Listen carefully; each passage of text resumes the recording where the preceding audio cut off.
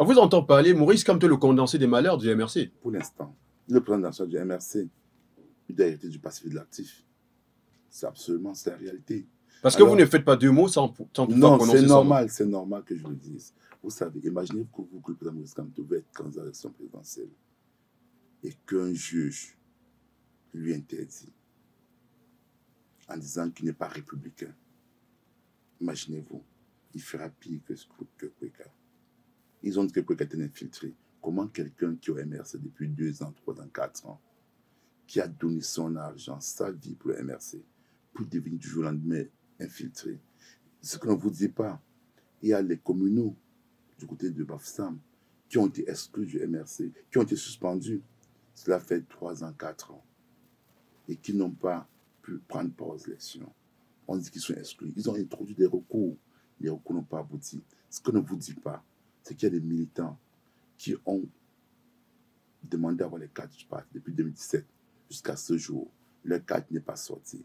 Alors on a dit qu'ils n'ont pas de carte pour faire être candidat, alors que leur argent a été mangé. Ils ont fait des cartes du parti. Leur argent a été bouffé quelque part à Yaoundé. Alors on cache cela. On choisit une liste factive. On impose la liste et on dit que c'est la région. C'est absurde. Le même hold-up électoral que vous avez dénoncé, c'est ce hold-up électoral qui se passe à Bafoussam. Laissez les militants choisir le roi à Bafoussam. Ce n'est pas choisir l'équipe dirigeante à Bafoussam. Ce n'est pas à Kamto, au médiateur ou à Noah de dire tel est infiltré ou pas. Il faut qu'on arrête avec cela.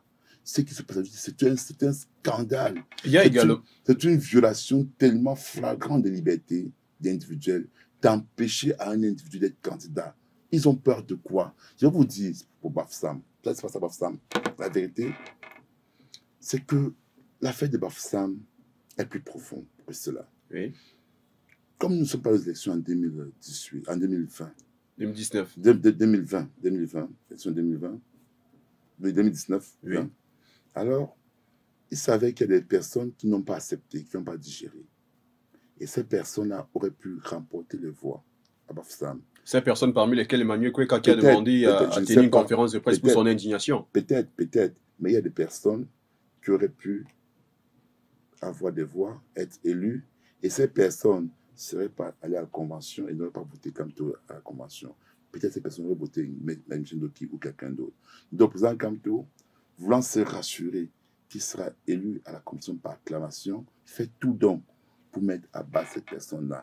Il veut que les gens qui vont passer, qui vont être élus dans le MRC, soient des personnes qui auparavant il a eu à nommer. Tous ces gens qui sont élus à Bafoussam, oui. Le président Kamto auparavant les a nommés dans les fonctions. Vous comprenez? Oui. Donc, en fait, cette élection n'est qu'une mascarade. C'est-à-dire qu'il ne fait que adouber ceux qui les a nommés par une élection digne de tout sens. Un simulacre d'élection. Pas une seule élection. C'est inadmissible. Ça va se produire à Douala. Parce que ceux qui vont être élus seront que les gens que le président Kamto auparavant les a nommés.